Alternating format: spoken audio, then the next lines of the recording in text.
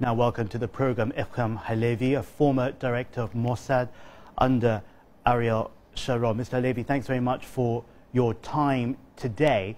The death of Ariel Sharon is, of course, the news that will dominate every headline over the coming week at least. So many political leaders in your country have come from the military, but particularly Ariel Sharon will be remembered as a significant military hero who was personally involved with some of the most momentous events of modern Israeli history. Is there a sense already in these first hours that this is the passing of an era, not just in Israeli history, but also in Israeli-Palestinian history? Yes, it is. Ariel Sharon, as you say, was involved in all of the major events in Israel's history. Even before Israel came into being, he was a key figure in the War of Independence. He fought at a company level and was severely wounded in the War of Independence in 1948. And from that time on, he occupied a series of ever senior positions in the Israel Defense Forces.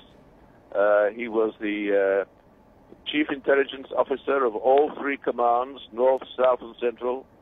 He commanded Unit 101, which was the Special Action Unit, which set up by the then Chief of Staff, Moshe Dayan, for special daring operations in 1951. He commanded the Paratroop Brigade, one of the first commanders of the Paratroop Brigade, and he commanded the parachute drop in the Sinai campaign in 1956, in the War of the Sinai in 1956 against Egypt. In 1967, he was a full general by then, and he commanded a division which saw action on the northern artery of the Sinai.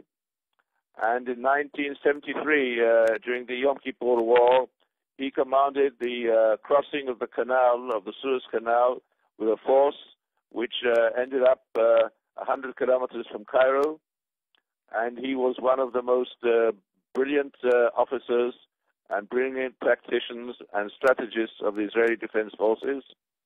And then he went into politics, and within a few years he became Minister of Defense of Israel, and he was Minister of Defense during the First Lebanese War in 1982, and he then had to resign, and he left, and after that he filled a lot of positions until he came back in 1998 to become Israel's Minister of Foreign Affairs, and then in the year 2000 he became Prime Minister and Minister of Defense when I